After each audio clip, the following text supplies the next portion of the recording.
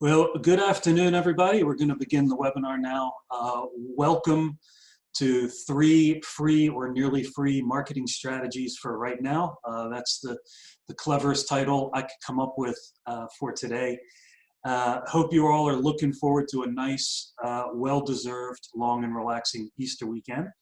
But before we do, there's something we need to cover today. And the reason I'm doing this webinar, the reason I came up with this idea was based on a conversation I had with the owner of a small business last week who they had to close their doors and send all their team home on furlough.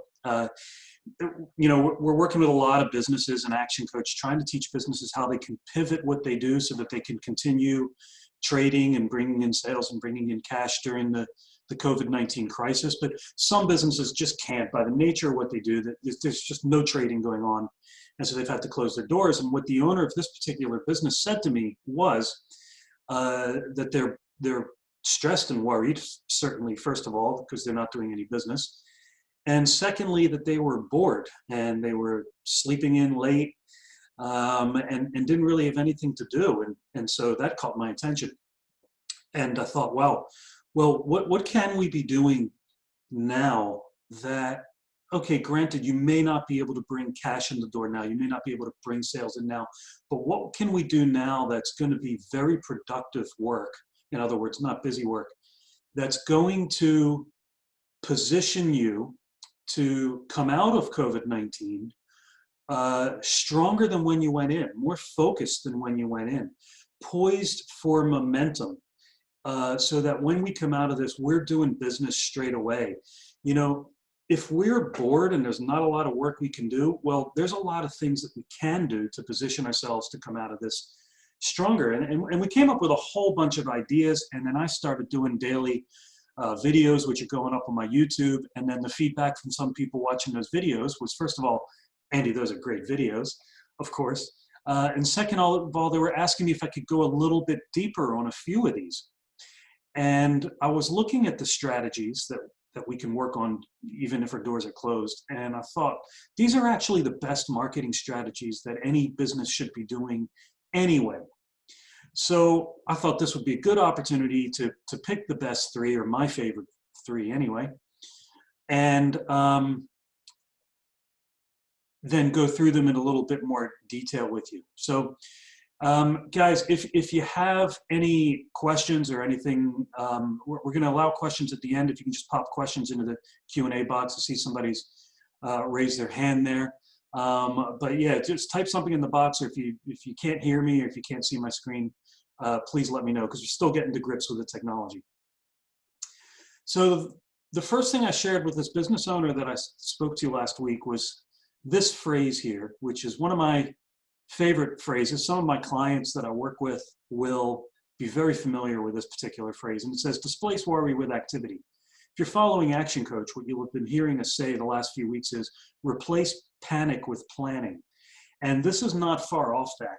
Whatever it is we're worried about, whatever it is that we're stressed about, we need to start taking action straight away. And what happens is the fact that we're doing something, even if it doesn't give us the results yet, the fact that we're taking action to address our biggest worries is going to replace that worry, and we're going to start to feel better. And what that does is that gives us a bit of energy and lift and momentum, and activity breeds more activity. So whatever it is that you're worried about, start taking action. And today what we're worried about is marketing. Are we doing enough to get new customers? Are we doing enough to keep our existing customers so that when we come out of this, we're going to have new customers? And when we come out of this, we're going to be doing business with our existing customers and our past customers. So whatever it is you're worried about, be sure that you displace that worry by taking action, taking massive action and immediate action. Don't wait, start taking action today. So the agenda for today is we're going to talk about 3 of my favorite marketing strategies: strategic alliances,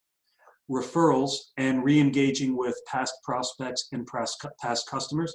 And this certainly isn't going to take an hour, so we should have plenty of time at the end to do a bit of Q&A. I'm also hopefully recording this webinar, so you can play it back again once I get it uploaded to my YouTube channel. So first, a few rules that apply to all of these strategies, that apply to everything we're going to discuss today, and in fact apply to any marketing strategy you're going to implement in your business. And the first is we test and we measure everything that we do. So if you want to become a marketing genius, the way you become a marketing genius is by measuring your marketing activity. Because when you measure, when you know the numbers, and that means things like how many, and we'll talk a little bit about this as we go through, but if you know the number of leads that a marketing strategy generates, if you know what the conversion rate of those leads is, if you know how much money each of those leads is bringing in on average, and you know how much you're spending on your marketing strategy, then you can very quickly figure out what's making you money and what isn't making you money. But you got to be knowing these numbers and you got to be tracking them. So whatever we're working on, we make sure that we test and measure. And we test on a small scale. So don't roll out any big marketing strategies until you've tested them on a small scale and see what's working. Test your headlines, test your offers, test your different target markets, test your different channels to market, test all these things. Record the numbers, and you'll become a marketing genius in no time because you'll know what works and what doesn't. And the second is be clear on who your target audience is. Who's your target market? Just be very clear on what your ideal customer looks like. It's really important for any marketing strategy, first of all, so that you're attracting the right people. It's especially important when we're talking about some of the strategies that we're going to talk about today in terms of strategic alliances and referrals, because you need to be able to describe to other people who you want referrals to. So other companies aren't as familiar with your product and your industry and your target audience as you are. You need to be able to clearly describe what your ideal customer looks like. The third is know your numbers, okay? So not just the leads and conversion, but you got to know what your activity is. You've got to have KPIs, key performance indicators, and key activity indicators for everybody on your team who's going to be implementing these strategies. You cannot get away with what I'm about to show you without having consistent weekly activity. Okay, so you can't just run off with what I show you today and just start doing it. Have a little bit of a weekly plan, a weekly schedule for you or your team. If your team are on furlough, they can't be doing any of this stuff. They're not supposed to be working. But here's things you can do, but schedule it out and diarize time in your calendar each week to do the actual activity and measure everything that you're doing. Okay, so maybe it's I'm going to schedule 2 strategic alliance meetings per week, or I'm going to ask for 5 referrals per week. So let's get right into it. Let's start off with strategic alliances. So a strategic alliance is another company that you're going to do some sort of business with. You're going to get referrals off of them. Maybe you're going to pass referrals back to them. I'll show you exactly what it looks like in a minute.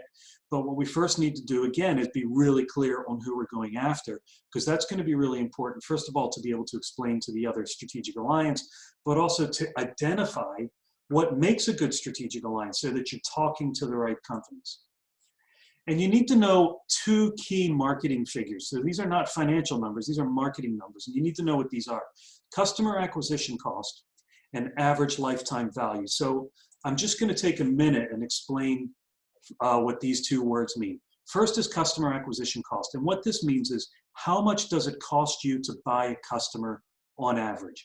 So we look at marketing in terms of buying customers, not spending money on advertising or marketing, but buying customers into the business. So here's how it works. Let's say you spend 300 pounds on an advert in your local newspaper, for example. You spend 300 pounds on an ad and you get 10 customers from that spend, from that particular ad, then you paid 30 pounds per customer. So your customer acquisition cost is 30 pounds. You pay 30 pounds, you get a customer. And of course, like any cost, you want to look for ways to reduce that. So there's 2 ways you could get your customer acquisition cost down. One is you look for more efficient marketing methods that cost less than 300 pounds, so you get your 300 pounds down. Or you look for more effective marketing strategies that can get you more than 10 customers. So we either want a lower 300 pounds or higher than 10 customers each to get that acquisition cost down. And then we also need to know what our average lifetime value is. And what this means is how much is the average customer worth to you over their lifetime? So another example would be if a customer spends 550 pounds a year with you, and this is on average, so customers are going to spend, some customers spend more, some spend less. But if you know on average through measuring that your average customer spends 550 pounds and they stay with you for 6 years, then you can work out very quickly that the average customer is worth 3,300 pounds to you.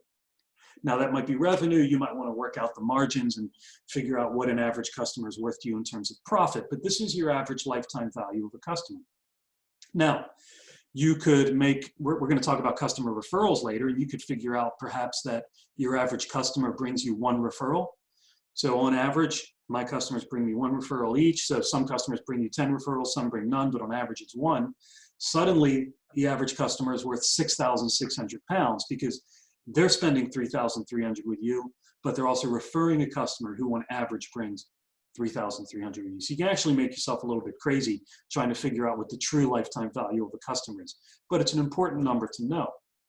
And then like anything that's bringing money into the business, we want to know how do we increase it, and there's 2 ways that you can work out how to increase this. One is get your customers spending more with you each time they buy, and that's through add-on selling and upselling and also raising your prices and also attracting a higher value customer. So if you're attracting customers that have more money and that have higher spending habits, they'll spend more than 550 with you.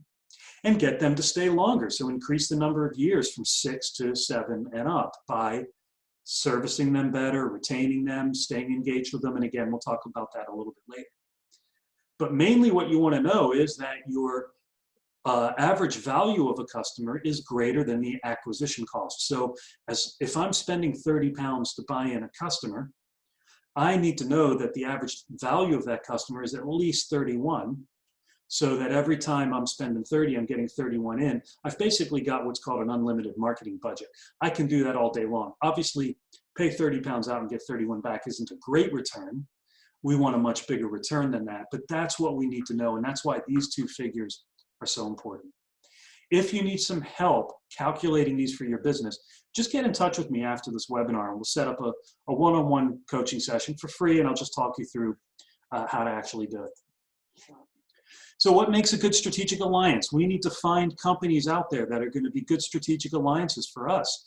And the first box we need to tick is we need to only be dealing with companies that have a good reputation. Now, this is probably pretty obvious. There's a couple things here. The first of all is we want to attract good customers. So we want the customers of good companies because good companies attract good customers, and we want those customers. And the second is if we're going to align our business and our business name and our reputation with other companies, because that's what it is an alignment, it's a partnership.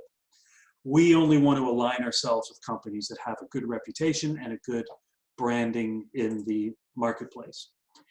And we want to be looking for companies who are open-minded, right? So strategic alliance isn't necessarily a new idea or a new strategy, but to be honest, I speak with a lot of businesses and most of them don't really have strategic alliances as part of their marketing strategy. And if they did, they certainly aren't doing them well, and they certainly don't call them strategic alliances. So it is kind of a new idea to companies that have never done this kind of stuff before. So we need people that are open to the idea of trying something new. They need to have the right attitude, and they need to have a supportive attitude. So they need to be thinking about this, not just in terms of what's in it for them, although they are thinking that, but they also need to have this attitude as well. Wow, I could possibly help you. Maybe you can help me too, maybe not, but yes, I can help you, and that's good for everybody.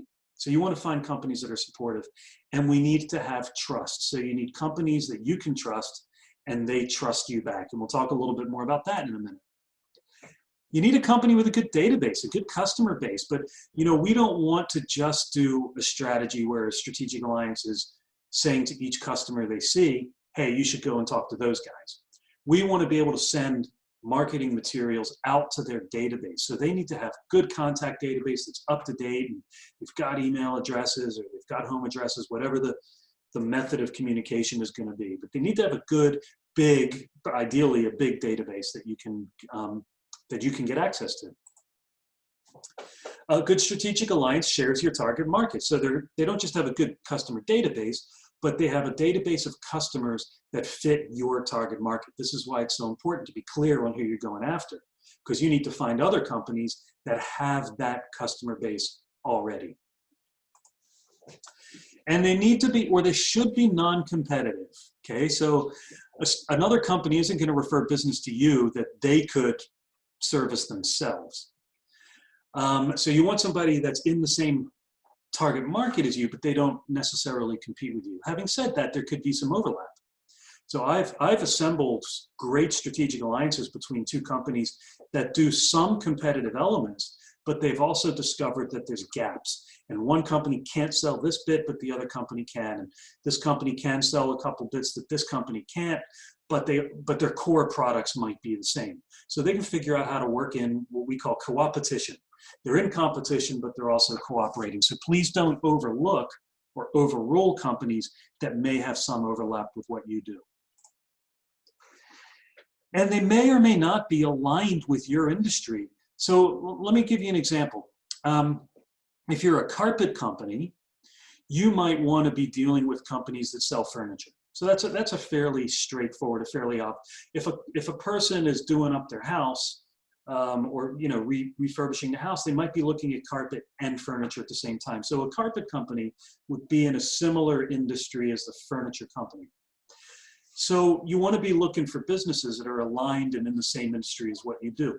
But it's not, and one way to identify those types of companies is to ask the question, what else are people buying just before or just after they buy from you? So people that are buying from you are probably spending money on other things at the same time. And you want to ask this question because that'll immediately point you in the direction of other companies that are selling similar stuff to your target audience. Or you might want to ask what other products or services could add value to what we do right now, but we can't offer it. And that'll, again, point you in the direction of strategic alliance companies that can add on to what you do, and vice versa. So you want to be looking at your products and saying, how can we add value to other companies' products and services that they're selling? Having said all that, guys, you may be able to build really effective strategic alliances with companies that have nothing to do with what you do, other than the fact that they sell to the same customer base. And I'll give you an example, my own personal experience. I work with business owners, certain types of business owners, but I won't go into the detail, but I work with business owners. And good strategic alliances for me would be business bank managers and accountants, because they have conversations with their customers about business growth and business finances and stuff like that. And I can have similar conversations. So great strategic alliance. However, an office supply company has nothing to do with what I do as a business coach. They sell office supplies, but they're selling office supplies to the same target market potentially. So I could build a great strategic alliance with an office supply company selling pens and pencils and toner, and then they can go and have conversations about business coaching. It's maybe a little bit more difficult to do that, but man, when you get it to work, it's really, really worth it. And then once you've identified good strategic alliances, we need to start thinking about, well, what are we going to offer? What's our value proposition? Two questions we need to be asking. And the first is, how can we add value to the strategic alliance's customers? They have customers that fit our target audience. How can we add value to what the strategic alliance is doing to those customers? What sort of thing can we give or offer the strategic alliance that they can then pass on to their customers? And we want to be looking at how can we add value to the strategic alliance themselves? How can our products and services help that strategic alliance become more efficient, become more effective, or just straight up get more business? We need to come up with a good promotion, a good offer, preferably not a discount, okay? But we want to look for, because discounting attracts discount customers, but we want to be looking for ways that we can add value over and above what we do right now. These are all conversations that we can have with potential strategic alliances while we're in this downtime. And then there's different ways to form strategic alliances. The first, it's not my favorite, but it is simple, and that is just to do a cross-referral system. So you go to another business and you say, hey, we both deal with the same customers. I've got a database of customers over here. You've got a database of customers over there. Why don't I refer my customers to you and you refer your customers to me? Now, it's a really easy concept for any business to understand, and most businesses may do some element of that. And it works really well, and it's pretty simple. The challenge I have with this strategy is that if the relationship you have with your strategic alliance isn't built on a solid foundation of trust, if you don't have a good personal relationship with that strategic alliance, then the system is going to break down as soon as one of you starts referring more business than the other. Because one company's going to go, man, I referred 10 customers to you this month and you only referred 2 to me. This isn't working. Now, of course it's working, because I'll refer 100 customers to you if you refer 2 to me. I don't care. But a lot of people don't think that way. And you're never going to have an equal exchange. It's never going to be, I refer 10 to you and you refer 10 to me. So there needs to be really strong positioning around this type of strategy, and it needs to be with the right types of strategic alliances.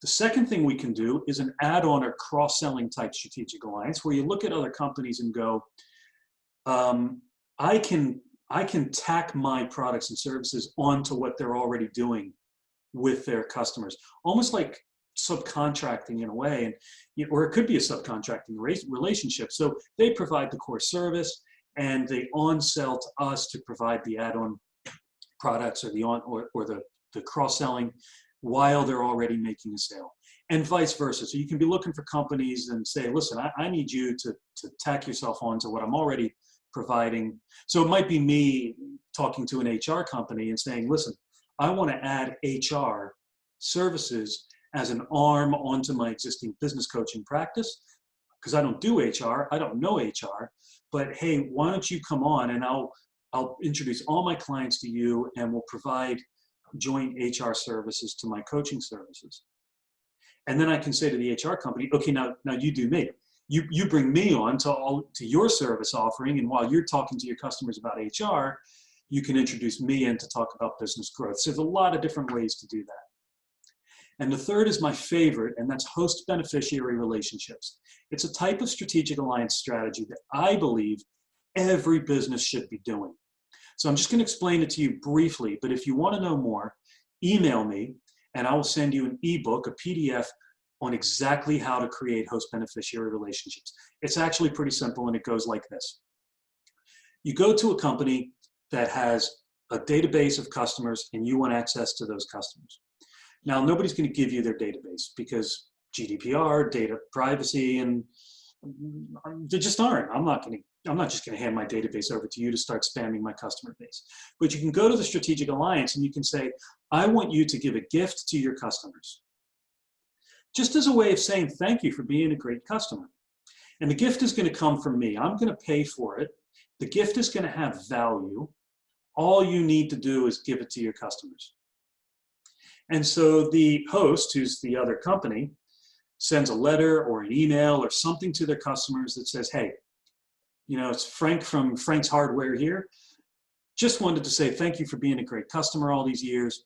Can't remember the last time I said thank you. So as a way of saying thank you, I just wanted to give you this gift. And the gift is worth 10 pounds or 15 pounds or 100 pounds, I don't know. But hey, just going to give you this gift. I've set this up for you with Andy's Action Coach Business. Go and see Andy. He's going to give you the gift. Thanks again for being a great customer. Signed, Frank. Now, it doesn't cost Frank anything to do this. And if there is any cost associated with it, you're going to pick up the cost. And Frank gets value from this because he's doing something nice for his customers. He's adding value to his customers. He's giving them a gift with a monetary value associated with it, just as a way of saying thank you. It's a good opportunity for Frank to make contact with his customers, because business owners are always wondering, what's another reason, what's another excuse to communicate with my customer base without trying to sell them something. So you're not trying to sell them anything. You're just giving them this gift. And so Frank's customers get this gift, and then they come to you and they go, Frank, my hardware guy, he gave me this gift and I'd like it, please. And you go, great, welcome. So what you end up having is target market people basically knocking on your door. Now you need to give them their gift. And of course, their gift is going to be something from you that has value, but has a low hard cost to you. And that's really, really important, is you're going to need to come up with something that you can give away to that customer that comes to you that isn't going to cost you much, but that's going to have a high perceived value to the customer. And that's okay, guys, because you know what your customer acquisition cost is going to be. You know what the average lifetime value of this customer is going to be if they become a customer. And all you really need to do is treat them like royalty and be really, really good to them, just like over-service the hell out of them, because what you want that customer to do is go back to Frank and say, Frank, thank you, that was great. Really appreciate you sending me over to Andy. They really, you pull a lot of weight over there at Action Coach, and they really looked after me, so thanks very much, Frank. And it makes Frank going to want to do it again and again and again, because he's adding value to his customers. So that's a host-beneficiary relationship. What I love about it, what I really love about it, is that there's no limit to the number of host beneficiaries you can have for your business, because it's a one-way strategy. It doesn't need to be a one-way strategy, but it can be a one-way strategy. So, I can have a dozen host beneficiary relationships with bank managers, for example, because I can give a free gift, like it could be a book, or it could be a free training session or a complimentary coaching session that I can give out to the guys at RBS and the guys at Bank of Scotland and the guys at Santander and the guys at Barclays. And I can have multiple relationships with all of these different banks. There's no exclusivity, because they're not coming to me for referrals back to them. It's a one-way relationship. I can do it the other way as well, but what I would normally do is, if I had host beneficiaries in the same market, I would probably give both contact details to a customer and say, hey, look, I work with RBS and Bank of Scotland. Here's the details for both of them. I recommend you go talk to both of them. Again, if you want more information on a host beneficiary, just get in touch with me afterwards. Type it in the Q&A box, and we'll talk about it more afterwards. So we need to bring this idea to strategic alliances, and we need to get them to buy into it. And this is probably the hardest part of this strategy, guys. This makes sense to me. Strategic alliances make sense to me, probably makes sense to you. It's pretty logical, and I'm pretty good at explaining it in a logical way. So I think you get it, and I get it. But when you approach other businesses and start talking about these ideas to them, you're probably going to get a lot of acceptance and agreement and nodding and smiling, but it may not actually progress, because they've not really bought into it. They don't really understand. A lot of times businesses are just being polite. And so what I often see happen is businesses bring the idea of strategic alliances to other companies, and there's interest there in the first meeting, and then it doesn't go anywhere. It figures out, and it fizzles out. And so what I say is, beware of having too much coffee, because what happens is it just becomes coffee. It's like, yeah, this is great. We're definitely going to do something. And then nothing really happens. And then we got to go back and get another meeting with them, and we have another coffee, and nothing really happens. So you need to approach a strategic alliance from their point of view. How is this going to benefit them? It's the WIFM. In sales, it's called a W-I-I-F-M, WIFM. What's in it for me? People are always thinking, what's in it for me? How is this going to make my life better? How is this going to add value to my business? How is it going to put money into my bank account? Or how is it going to benefit my customers? So when you're calling up strategic alliances and getting meetings with them, you need to be asking them good questions about their business and what are their biggest challenges and what challenges are their customers facing right now, and how are you adding value to your customers, and and ask them questions like, well, how do you see us working together? What benefit do you see in us working together? And you want to finish any conversation with a strategic alliance with next steps and say, listen, this has been a great meeting. Can I make a suggestion? Let's schedule in another meeting for 2 weeks from today, and let's both bring 3 ideas to that meeting as to how we can engage together moving forward. So you want to make sure that the other strategic alliance company has some sense of ownership of this as well, so that it's a partnership and you're not driving it forward all of the time. You are going to be the one that has to drive this forward. So if somebody says, this is a great idea, let me think about it and I'll call you back in 2 weeks, they're not going to call you back in 2 weeks. You're going to need to call them or set a second meeting, but always have some next steps, some next actions agreed before you leave or before you hang up the phone. And keep coming at it from the point of view of the other strategic alliance. And I'd be happy to share my strategic alliance script with you if you want. In fact, I'll share with you my telephone script if I can find it. Yeah, here it is. I'll share with you my telephone script for how to get a meeting with a potential strategic alliance.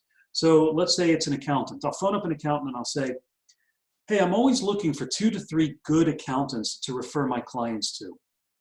So immediately I've opened up with value for them. I'm looking for an accountant that I can refer my clients to. So accountants are going, wow, this guy can refer clients to me. And it's true, by the way. There's nothing fake here. I can refer clients to an accountant. Hey, I'm always looking for 2 or 3 good accountants to refer my clients to. I'd love to come in and spend 30 minutes with you to find out more about your business, tell you a little bit about us, to determine whether there's a good fit for us to help each other's clients or to refer clients back and forth to each other. I like to keep the first meeting to no longer than 30 minutes, just to ensure nobody's time is wasted. Is that okay?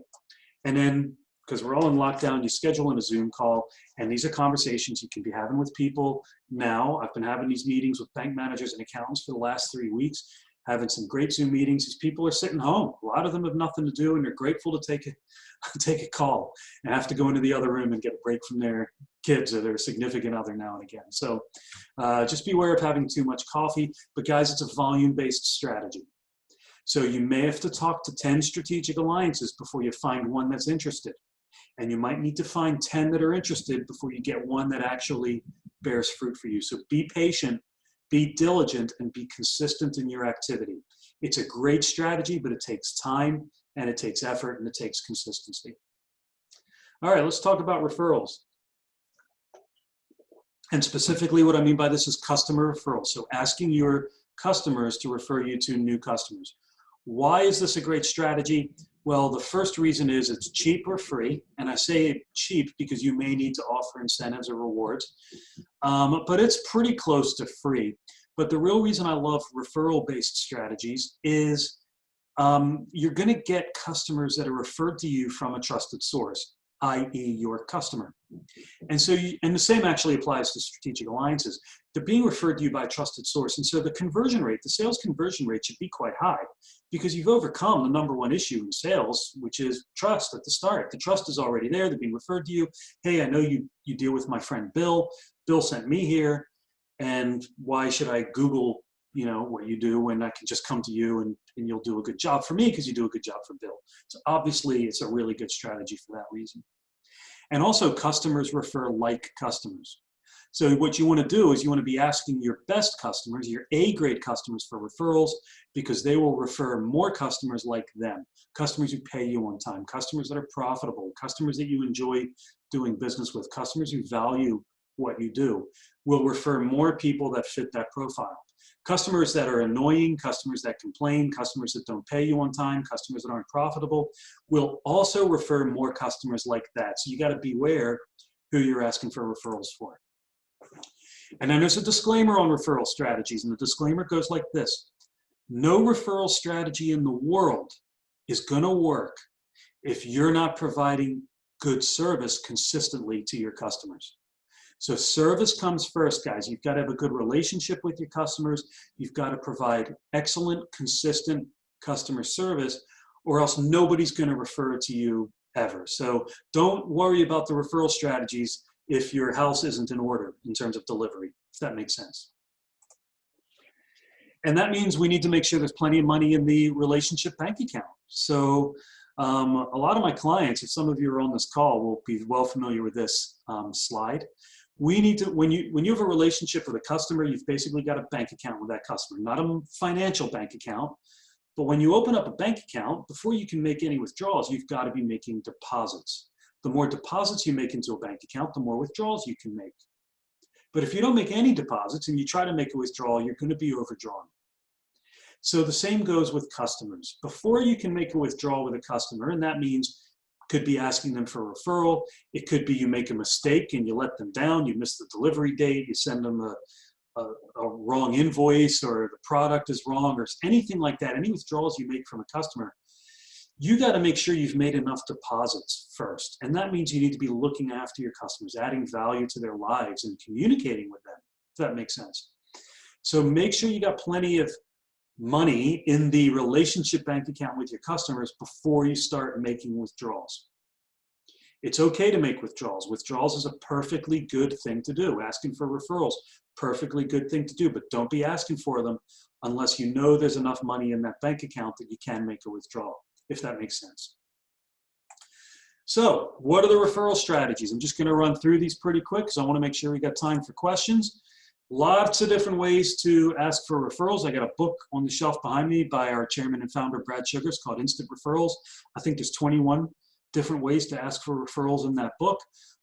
Here's strategy number one: teach your customers why it's good for them to give you referrals. You know, especially during the COVID-19 crisis, you could be having conversations with your customers right now.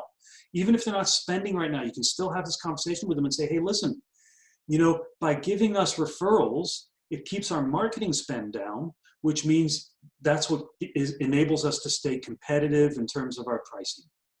We also want good customers like you. We know that customers refer like customers. We want more customers like you, so you can build your customers up a little bit, okay? We want people like you who value what we do, who are loyal, who stay with us for a long time. So educate your customers on why referrals is such a good thing for them to do. Ask people for referrals when they've just bought from you, okay? So maybe you've heard the expression before: when people buy, their emotions are high.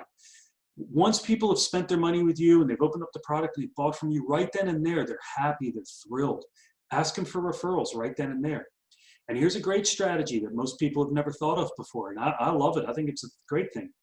Let's say you don't get the sale. So let's say you had to do a proposal or a quote or whatever, and they said no, they're going with somebody else. What a great time to ask for referrals. You know, play on their guilt a little bit. Especially if you've done a good job in terms of the proposal, if you've built up a little bit of a relationship with that prospect, you just didn't make the sale, great time to ask them for a referral. Say, okay, so maybe this isn't for you right now, but who could you introduce me to that might get value from sitting down with me right now? 9 times out of 10, if you do it right, people will be happy to help. Position referrals at the start. This is my referral strategy. So when I start a new relationship with a customer, one of the things I say to them in the first week is, listen, I'm going to ask you for referrals. I'm going to make sure you get value first, but once you start seeing value, I'm going to ask you for referrals. Is that okay? I ask for permission. Is it okay if when you're seeing value, I ask you for referrals? Because I want you to start thinking now about who you're going to refer me to. And again, nobody ever has a problem with that. This one's a little bit bolder. Okay, you can tell me how you feel about this one, but you can make referrals a condition of doing business with you and say, listen, I only work with people who are going to refer business to me. And people do this. So Paddy Lunds, the famous dentist from Brisbane, Australia, built his practice on referrals. And you know, he doesn't accept new patients unless they were referred. And he positions referrals very strongly with his patients. He also provides an outstanding service with his patients, so they're all more than willing to provide referrals. Offer a standard price or a referral price. So if somebody's getting ready to buy from you, or they're asking you how much something costs, so tell me, what's the price? Well, great question. Do you want the standard price or do you want the referral price? Now, what does the customer always say when you ask them that question? They say, what are you talking about? So, well, here's my standard price, but in exchange for your commitment to give me referrals, I'll offer you this reduced price. Which one would you like?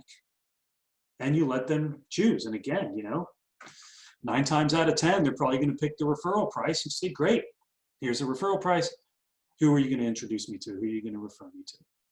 Great strategy. People usually have a laugh with it. You know, we don't need to take anything too seriously.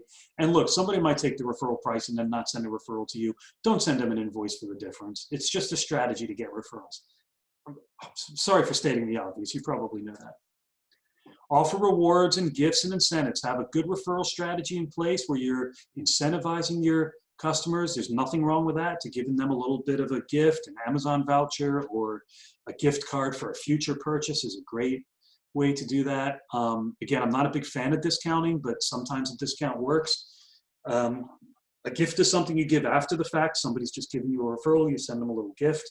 Incentives are, hey, give me referrals and I'll give you 50 quid off your next purchase or something like that. You can do a reward system or a point system. Lots of different ways to incentivize for referrals.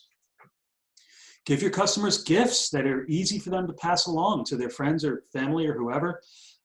Sometimes I'll give a book written by, you know, Brad at Action Coach. My contact details will be stuck on the back of the book. And I'll say, hey, do you mind giving this to a business owner that you think might want to learn some new marketing strategies? So I'll give them the marketing book. And that's all. And, you know, I can do that all day long because I know what the acquisition cost is going to be. £7 for the book.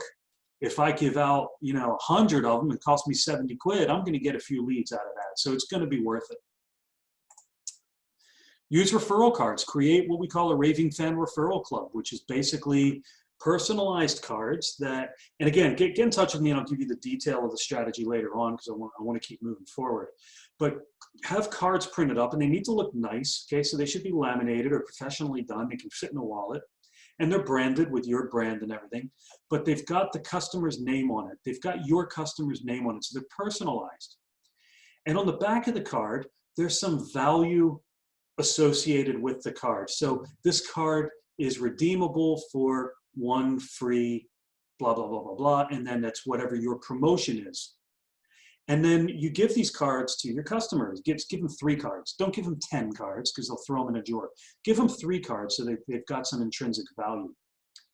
And so let's say your customer's name is John Smith. So it says on the card, this is John Smith's Raving Fan referral card. And you give them to John. And John has these cards now. And John can hand them to his friends or his colleagues or whatever. John hands them to a friend. And the friend comes to you and says, this card entitles me to whatever. I'd like it, please. So that new customer hands you the card and you can see on the card that it came from John.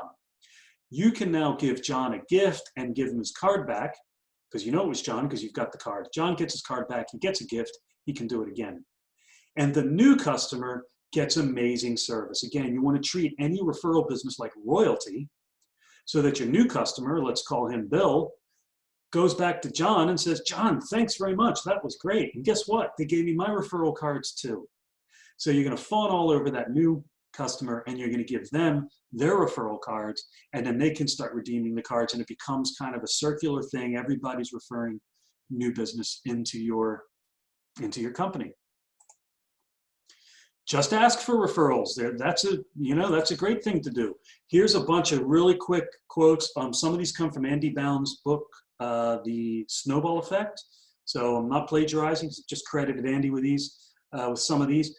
Could you do me a favor, please? I saw on LinkedIn that you know Mrs. X. I'd love to speak to her and share experiences about landscape gardening, for example. Could you introduce us, please? Very direct, very polite, very professional. No reason why you can't ask that question. Or you can say to a customer who's just told you that they love what you've done for them, hey, I'm delighted you're so pleased with the impact we've had in your business.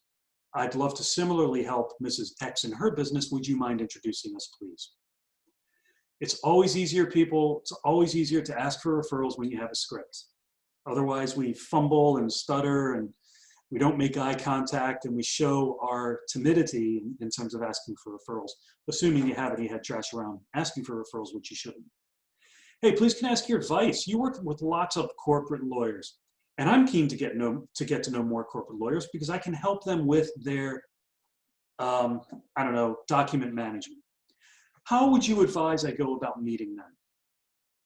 And then you get advice from your customer, and then you go, great, thanks, I'll do that. Hey, one other idea. Which of your lawyer contacts would you feel most comfortable introducing me to? So just some great wording. You can pick which works for you or none of it. Guys, use your own, but come up with a script, come up with a method that you're consistently using to ask your customers for referrals.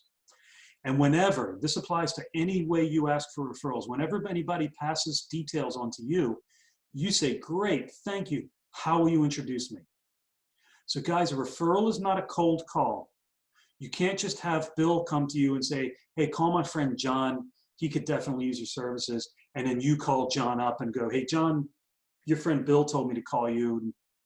And John can go, what? I don't want this. Tell Bill to off, You want Bill to set up the call first so that it's a warm call, not a cold call.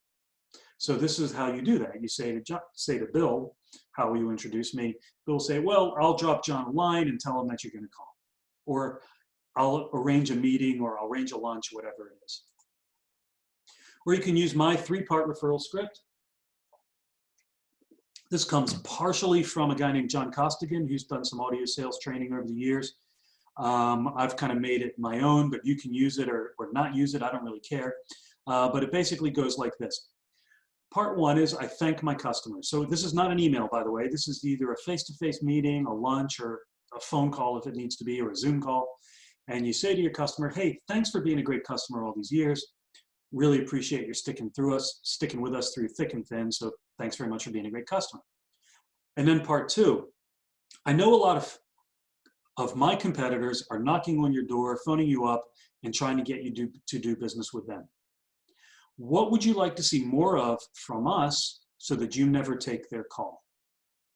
That's part two, and I say it exactly like that.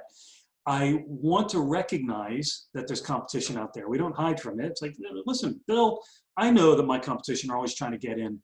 So we just recognize it. We say, listen, what do you want more of from us or less of from us so that you never take their call? I never ask the question, how can we improve? I don't want to ask my customers to tell me how to do my job.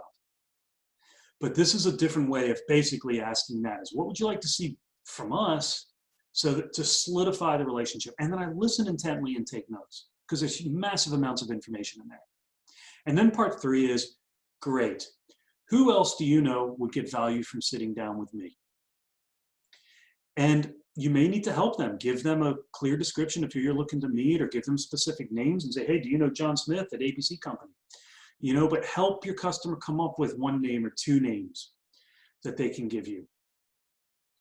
So that's, and then I always usually say afterwards, so this is 3B, is I usually say to my customers, look, by the way, I'm only going to call them one time.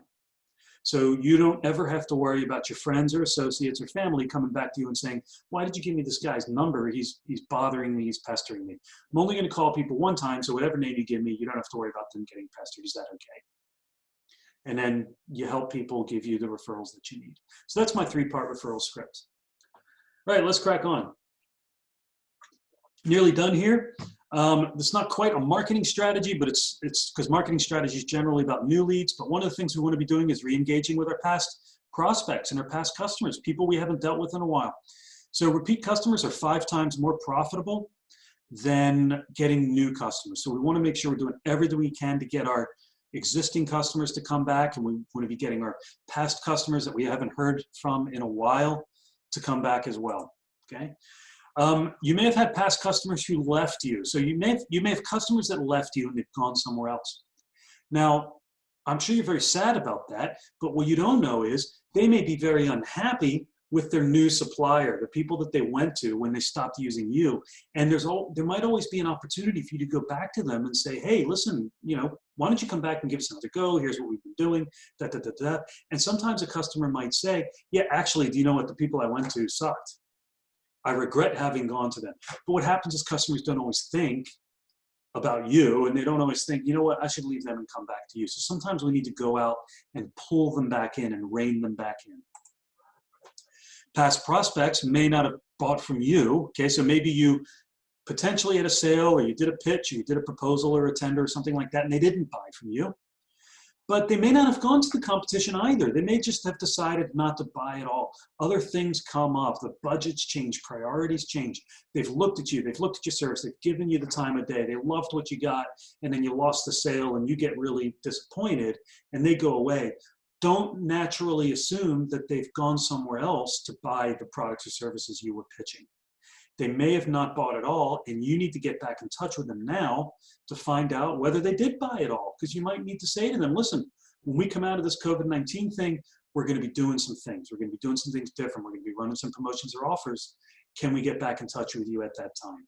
And just rekindle that relationship with past prospects as well.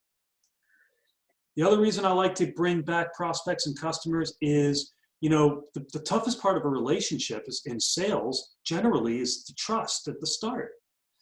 And if you've already engaged with people, whether it's at prospect stage or whether they were customers who bought from you, the trust is already taken care of. There's also already a bit of relationship there, I hope, I assume, unless you've done a bad job, in which case, you know, you're not going to get them back anyway. But if you've done a good job, if you've engaged with them, that part of the relationship is taken care of, and you can just get on with figuring out how you can add value to your past prospects and customers. When you're re-engaging with prospects and past customers, remember, guys, nobody wants to be sold to, especially not now. Nobody wants to be sold to. But people do want to buy, and people do want help, and people do want you to add value to their lives. So you got to go in with a bit of a soft touch. Always be looking for, how can I add value to people? How can I, you know, re-engage with people from their point of view? So I'm not going to do sales training with you today because we don't have time, but it's basically great salespeople seek to understand the challenges of their customers and then try and look for ways that they can add value. And that's what you want to be doing. So it's got to be a soft touch. And make sure you get some next steps in the diary. So, you know, whenever you're engaging or communicating with prospects and clients, get some next actions in place. Now, I know if it's a retail business, it might be slightly different, but you want to make sure that there's some next steps, there's some next actions so things are moving forward. You're not just phoning up your past customers and going, hey, do you need anything right now? No, okay, sorry, we'll call you again in a few months.